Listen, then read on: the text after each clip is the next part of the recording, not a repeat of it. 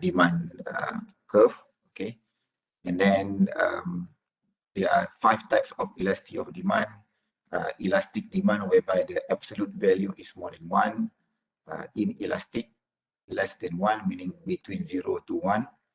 And then unit elastic equals to 1. Infinite profiling elastic, the value goes to infinity, and profiling inelastic the value is equals to 0.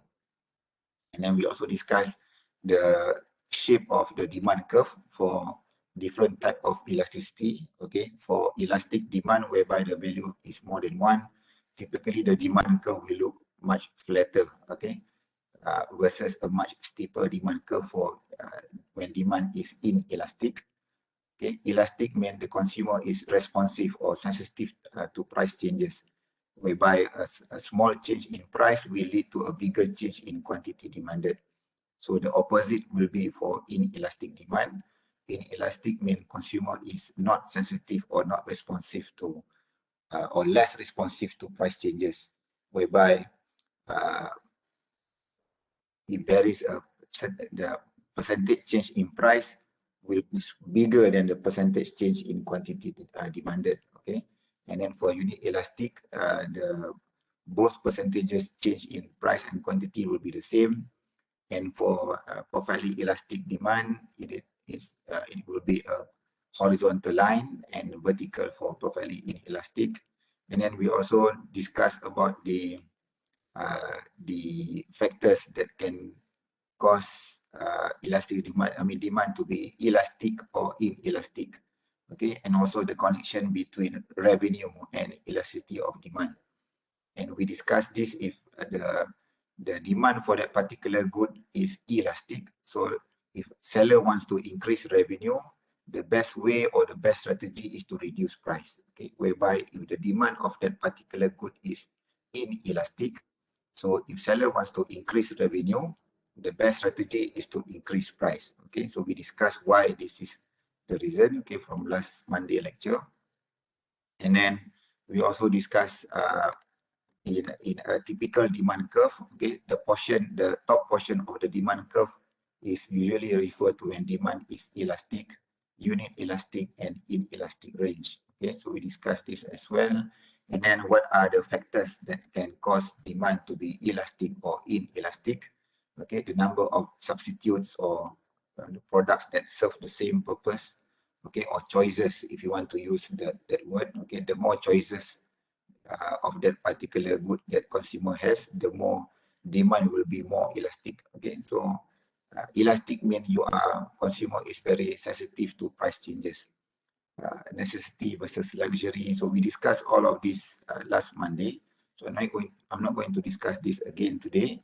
So today we are going to continue on the cross elasticity of demand, whereby the formula, what is cross elasticity of demand? Basically, in topic number 2, when we learn about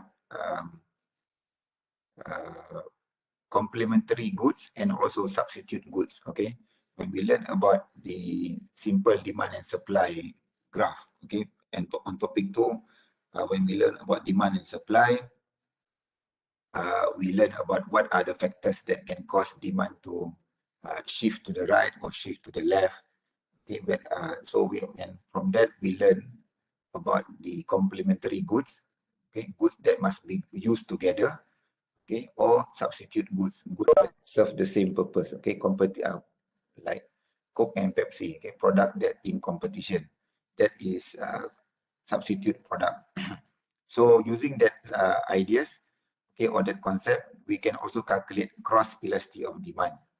Okay, whereby the numerator, okay, or the top part is always about percentage change in quantity. Okay, so whether it is the normal elasticity of demand or it is about cross elasticity of demand, the numerator is always referred to percentage change in quantity. Okay, and the denominator is always about the percentage change in price. Okay, but because we are measuring cross, so meaning the top or the numerator will be the percentage change in quantity demanded of one good. Okay, this one good is the good that we are examining. Okay, and the denominator is the price of another good, meaning whether if you're looking at the competition price, whether it's substitute or complementary goods. Okay, so the example is given in the I think the focus is more mostly on how you interpret the value, not so much on the calculation. Okay, unless if you are learning or studying microeconomics for economic student, okay, then you need to learn how to calculate this. But for principle of economics syllabus, the main thing is you need to know when the value is positive or more than zero, okay, uh, then what does it refer to? Okay, are these good substitute or complement, or vice versa? So for cross elasticity of demand, when the value is positive or more than zero, it refers to when the products are substitute. Okay, and when the value is negative, okay, which is less than zero, then we refer to that good as complements. Okay, so the value can either take positive value, it can take positive or negative values. So positive means, so do not get confused with the elasticity of demand that we learned previously, because when you calculate elasticity of demand in the normal way, okay, we only refer because the value will always be negative. Okay, if you refer to this slide here, okay, whenever you calculate elasticity of demand, you will always get a negative value. But when we want to interpret, we only focus at the absolute value, whether it is more than 1 or less than 1. Okay, we ignore the negative sign. Okay, the negative sign just to indicate the inverse or the negative relationship between price and quantity. Okay, but when it comes to cross elasticity of demand, okay, whether the products are substitutes or complementary goods, okay, then the value can take positive or it can be negative. So positive refers to when the goods are substitute, okay, and negative when the goods are complements. So why is it positive? So if you look at the formula again here, we know that substitutes goods, for example, like smartphone brands, okay, if you're comparing two smartphone brands in the same category, okay, same spec, same processor and everything. So let's say we take like Vivo versus Oppo, for example. Okay, both are in the same category, same processor, similar price range. So if the price of, so we consider these two brands are substitute brands, okay, so let's say we want to look at the cross elastic demand for Vivo. So Vivo is our main, we want to study what happened to the demand for Vivo. So the price here will be the price for Oppo, okay, not Vivo, because when you say another good, so it will be referring to the competition product. So this will be Vivo quantity demanded, and this will be the price of, this will be the price of Oppo, okay, OPP. So if the price of Oppo goes up, okay, if the price of Oppo goes up, means that people will switch to buying Vivo because now Vivo seems a bit cheaper. So the price of another good, let's say the price of Oppo smartphone, okay, in the same category goes up, meaning it become more expensive.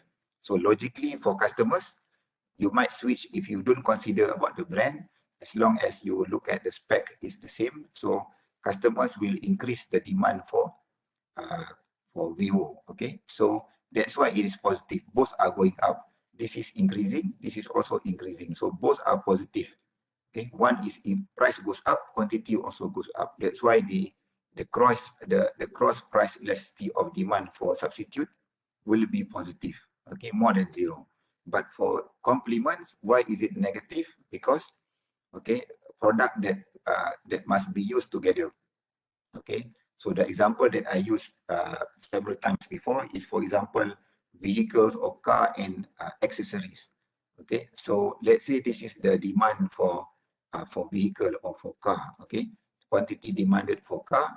So we are looking at the cross elasticity of demand for car, but the price of another good, this will refer to the price of accessories. Okay, accessories mean like the screen, the LCD screen in the car, or sport rims or whatever accessories. If you go to an accessory shop for that, I mean that sell accessories for car, Okay, so you can see that there are many things that you can buy. So, but you need to buy the car first before you can buy the accessories. Okay, so if the price of accessories goes up, meaning that the price of LCD screen, for example, goes up, or maybe we want to switch the example. Let this one be a car. Okay, the price of car goes up, and this become accessory. Maybe it seems more logical. Okay, so if the price of car goes up, then people will demand less of accessories. Okay, meaning when there are less car on the road, okay, so the demand for accessories will go down. So one goes up, the other one goes down. That's why the relationship will be negative, okay, not positive. So for substitute goods, okay, that's why the sign will be negative or less than zero. Okay, when you compare against substitute. Okay, and the third type of elasticity of demand is we can also measure income elasticity of demand. So the first one is the general elasticity of demand, and then the second type will be the cross elasticity of demand. Okay, and the third will be the income elasticity of demand. So income elasticity of demand, a measure of responsiveness of quantity demanded to changes in income. So the formula that we of course there is no formula given here, okay, but we are just going to focus on how we want to interpret, okay, income elasticity of demand. Okay, so the value, okay, you can see from the other slide here, okay. So again, the numerator will always be referring to change in quantity demanded, but the denominator now becomes income, no longer price, okay. So, but it is still in terms of RM or dollar value. So the numerator is change in quantity demanded, but the denominator is the change in income. And there are three, so, and we learned before that, we have different type of goods, normal goods or goods that we usually buy on day-to-day basis. We also have inferior goods, which are, poor in quality. Okay, quality means barangan reject. Okay, for example, if you certain products, if they, I mean, let's say if you go to the market, okay, certain items in the wet market like fish or vegetable, okay, if it is not fresh anymore, then certain sellers might reduce the price, so that might be considered as inferior goods. Okay, so for normal goods, the elasticity of demand will be, the income elasticity of demand will be positive. Means that if you look at the formula here, okay, when income goes up, quantity will also goes up. Okay. So that's why it is positive. Income increase, quantity also increase. So both are increasing at the same time. Income increase will lead to demand also increase. So for normal goods, the value of income elasticity of demand should be positive. But for inferior goods, goods that are low in quality, reject items or low quality items, the value will be negative. Okay, why? Because when your income increase, normally, okay, for normal people, for typical people, if you have more income or more money in your wallet, okay, so usually you might want to purchase better quality items. So the demand for inferior goods, okay, low quality items will decline. So that's why when income increase, okay, demand for inferior good or low quality goods will decline. So that's why the value should be negative, okay. Compared to normal goods, income increase, quantity also increase, because that is normal consumer behavior, okay. But for inferior goods also is typical, okay. If you have extra cash, let's say government give you bonus, or you get extra income for that month, okay, for somebody gives you some cash, okay. So it is common that when you have more income or more money, you want to buy better quality items. So for inferior goods, that's why it is negative. Okay, so these are the for, if you look at this, the one from Arnold, okay, income elastic, which is more than, positive, okay, elastic, inelastic, and unit elastic. So the one that we focus just now is elastic, okay, which is for normal goods. Income inelastic, which is the one that we refer to this one, okay, less than zero, meaning the value is negative. Less, let's say 0. As negative income elasticity of demand. So usually when we refer to income elasticity, it can be positive or it can be negative. Okay, but if you refer to this income elasticity of demand points from Arnold, okay, it's slightly different because they focus on the concept of elastic or inelastic. Okay, not whether it is positive or negative. Okay, but for income elasticity of demand, please refer to this slide, okay, because usually we want to know whether the goods are normal goods or inferior goods, okay, whether if the value is positive or more than 0, that means the goods are normal goods. Income increase, quantity also increase. But for inferior goods or low quality goods, the value of income elasticity will be negative. Okay, just similar to the cross price elasticity just now. Okay, it can be positive or it can also be negative for cross price elasticity. For substitute, the value will be positive. For complement, it will be negative. Okay, so that will be under the cross price elasticity of demand and also income elasticity of demand. So the last part will be elasticity of supply, okay, which is similar. If you understand the concept of elasticity of demand, then supply will just be the same concept, but because supply is upward sloping or positive between P and Q, so the value of price elasticity of supply will always be positive, okay. So, but it's just the matter of whether it is more than 1 or less than 1. Less than 1 means between 0 to 1, 0.1, 0.2, 0.3 until 0.99. Okay, more than 1, 1.1, 1.2, okay, is considered elastic. Okay, unit elastic again is equals to 1. Okay, but do not get confused with the demand, elasticity of demand, because again, the word elastic is also more than 1 in demand, but you have the negative sign. Negative sign means the inverse relationship between P and Q. Okay, but when you interpret elasticity of demand, okay, ignore the negative sign, because the negative does not mean it is less than 1, because when you interpret mathematically, okay, more than 1, I mean, negative value means positive value means more than 0, correct? So this is what you normally learn in mathematics. Positive means more than 0, negative means less than 0. Okay, but when it comes to elasticity of demand and supply, okay, especially for elasticity of demand, okay, more than elastic means the value more than 1, although you have the negative sign for demand, okay, because the negative is again, okay, just to describe the inverse relationship between P and Q, okay, not about whether it is more or less than 0. Okay, so the word elastic, inelastic is still same.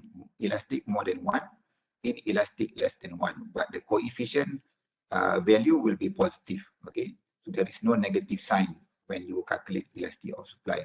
So the formula, you still use the same one, the average formula, just what you find in the elasticity of demand. Okay, and again, there are 5 types. Okay, elastic, inelastic, and also unit elastic, and also perfectly elastic and perfectly inelastic. So the shape of the demand curve, the supply curve will be the same. Perfectly elastic will be horizontal line. Vertical will be perfectly inelastic, and the rest will be the same. Okay, upward slope. So for elastic, it will be much flatter. Okay, lebih landai. Inelastic, it will be much steeper, okay, lebih curam, whereby elastic means percentage change in quantity will be bigger than percentage change in price, okay, and vice versa. For inelastic, percentage change in the price will be bigger than the percentage change in quantity.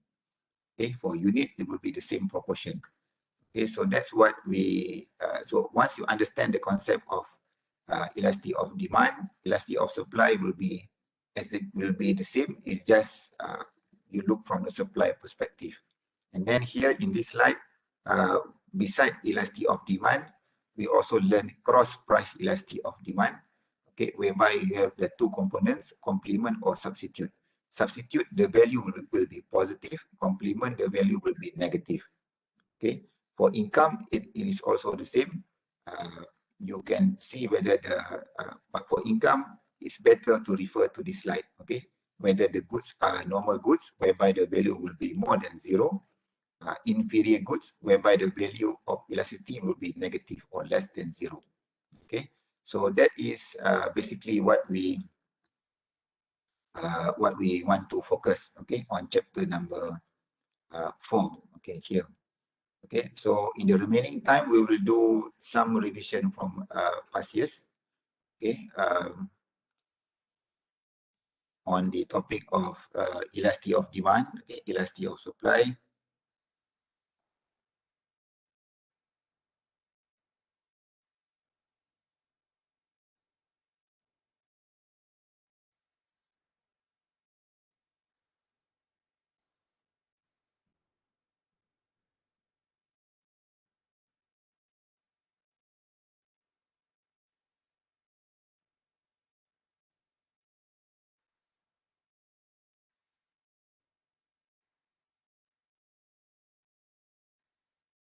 Okay, give me a few minutes. Okay.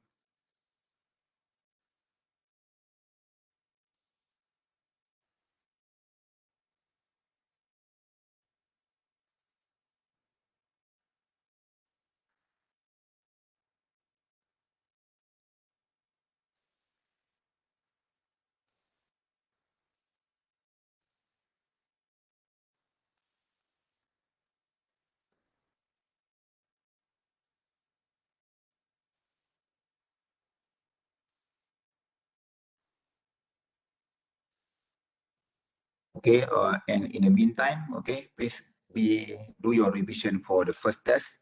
Okay, chapter 1. Okay, I keep on forgetting. Okay, because okay, but your test will be due by next week, right? Okay, if I'm not mistaken, on the 16th of April. Okay.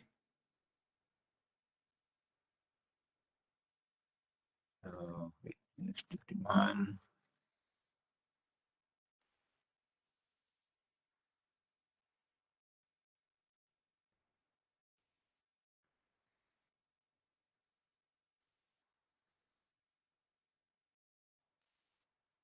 Okay, if you cannot finish the discussion for all of these questions today, then you can refer to the solutions, I mean the discussion from the last semester YouTube video, which is provided in your OL, okay, the link from last semester, because basically I'll be discussing the same set of questions, okay.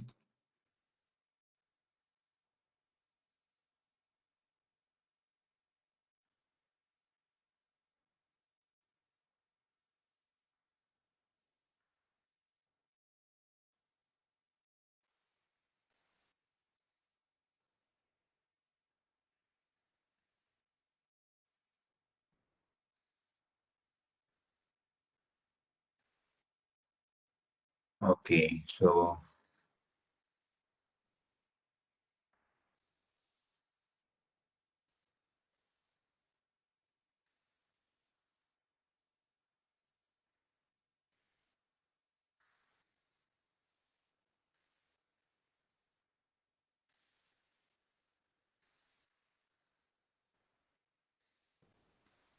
okay, so the first one, okay, the one which is easy, we need to do a bit fast because those with calculation, we need to spend a bit more time. Okay, which of the following is consistent with the law of demand?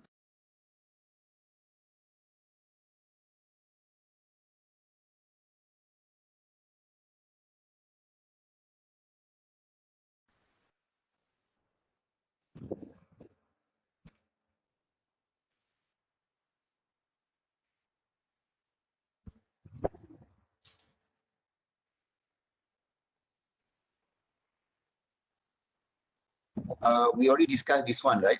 If I'm not mistaken, oranges. Yeah, this one. Okay, okay. So we stop until which part?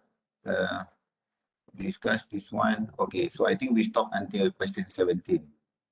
Right? Okay. So yeah, okay. So question 18. The price elasticity of demand of a straight line demand curve is.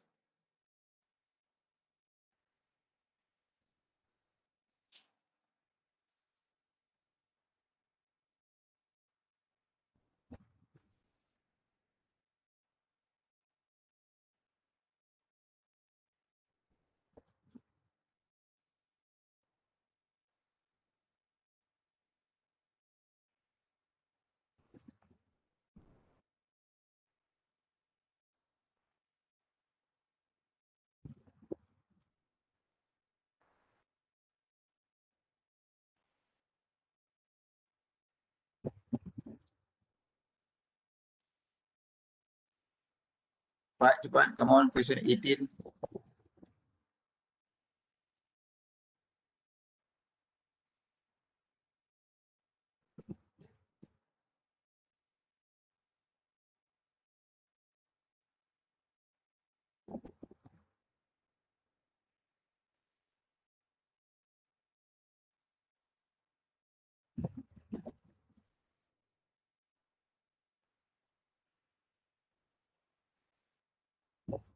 Okay, so the answer should be, okay, the price elasticity of demand of a straight line demand curve is elastic in high price, inelastic in the. So I think we just discussed this one from the Arnold book. I mean the Arnold slide just now. Okay, referring to this one. Elastic range in the high price, inelastic in the lower price range. Okay, so the answer should be A. Okay. 19. If the price elasticity of demand for a given product is 7, that means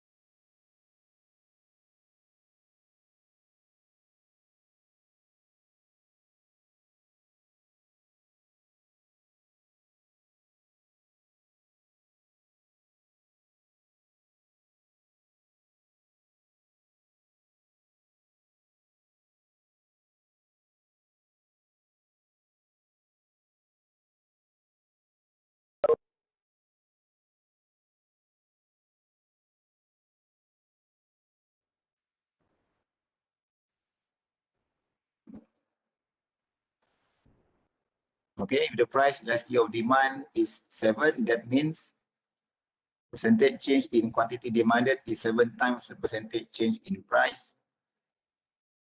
Quantity demanded fell by 1%, price would fall by 7%. Price was raised by 7%. Okay, so I think C and D is clearly wrong. Okay, because the formula, first you need to know what is the formula, percentage change in quantity, okay, divided by percentage change in price. Okay, so price will always be in the denominator. Okay, so that means if 7 means the numerator should be bigger than the denominator. Okay, so the correct answer should be here. Okay, 20.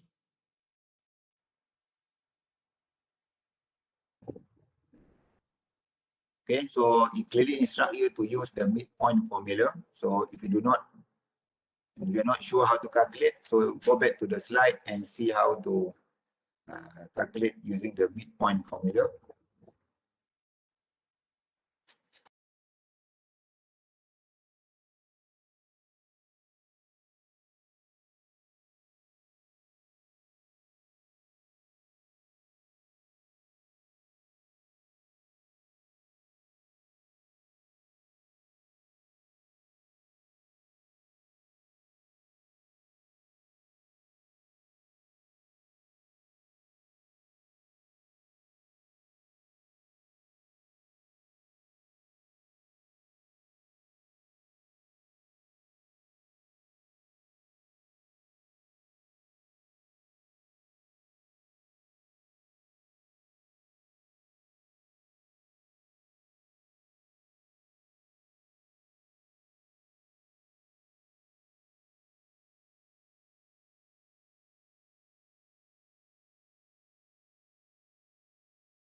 Okay, so what's the answer for question 20?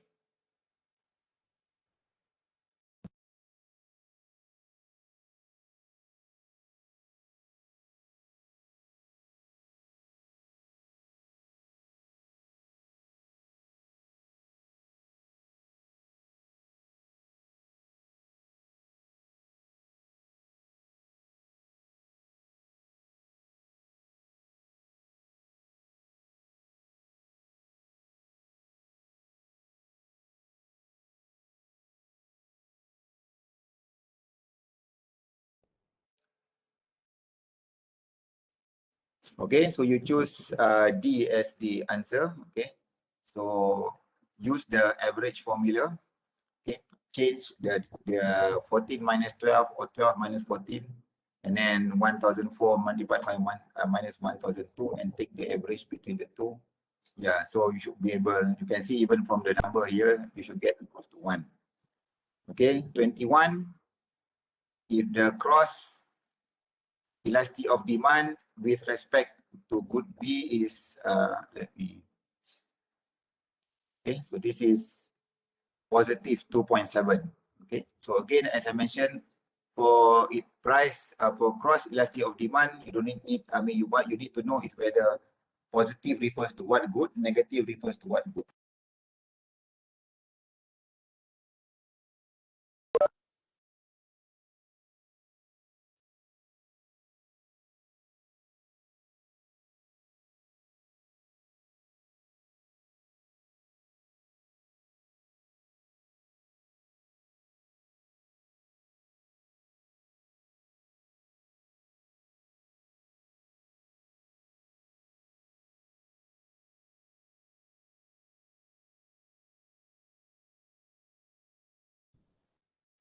Okay, so good, then good A should be substitute. Okay, cross elasticity of demand only measure either is substitute or complement.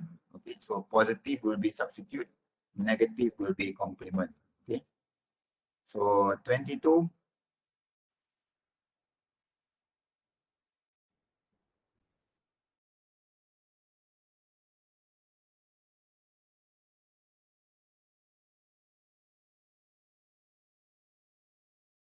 Okay, here you have see the word income, so that's why you are measuring income elasticity of demand.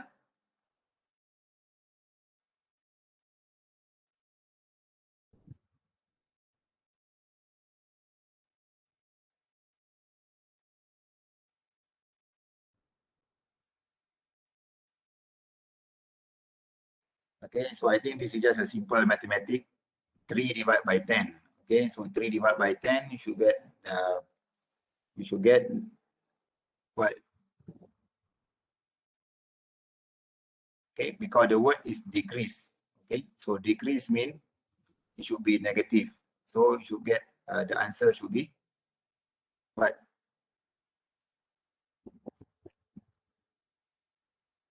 Okay, look at the formula how to calculate the income elasticity of demand. Okay, percentage change in quantity with percentage cross price.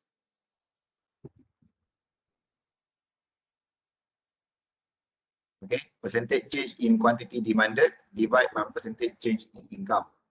So here income changed by 10%.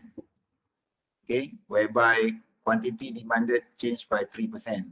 So 3 divided by 10. But the issue is should it be negative or positive? Because you can see that income elasticity can be either positive or negative. Positive should be more than 0. Inferior will be negative, means less than 0. So because here it clearly say that decreases the demand. So decrease means this value is declined by negative 3%. So it should be 22 will be C. Okay, 23.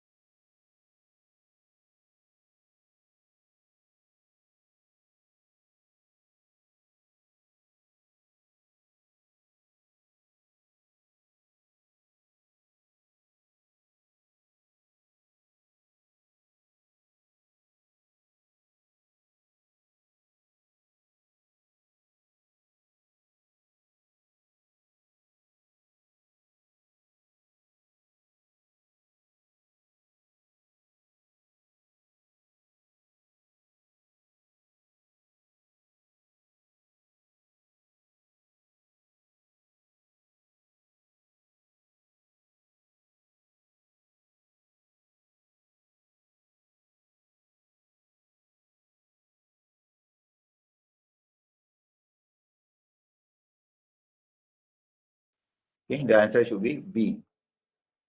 Price elasticity of supply is the percentage change in the quantity supply of divided by percentage change in the price of the good. Okay, so I think this is a simple one. So 24, which of the following statement is true?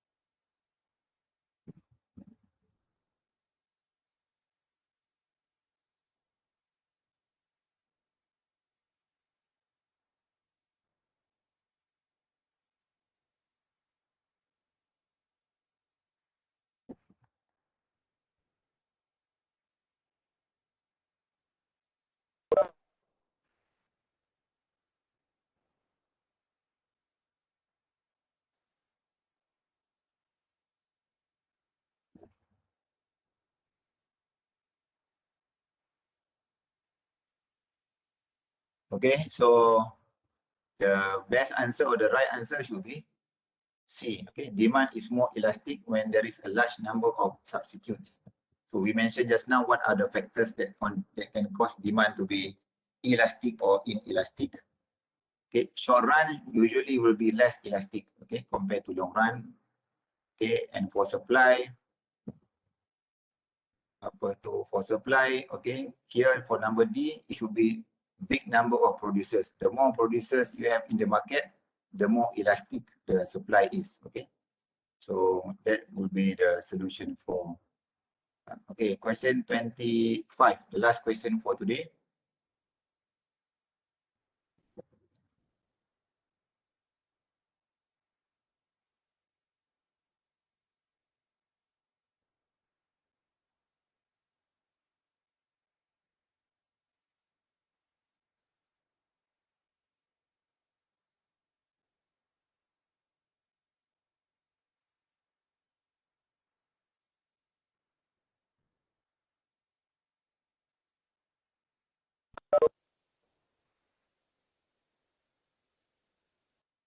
Okay, so perfectly inelastic. So perfectly inelastic is when your supply curve is perfectly horizontal. Okay, perfectly straight line. So it means that price change no matter how much, quantity remains the same. So it should be C, 10% and quantity supplied stays the same. So if you understand the concept of perfectly elastic, inelastic, which is a vertical supply curve, okay, and also demand curve, the same thing. Okay, so that will be our discussion for today. Okay, I will usually, okay,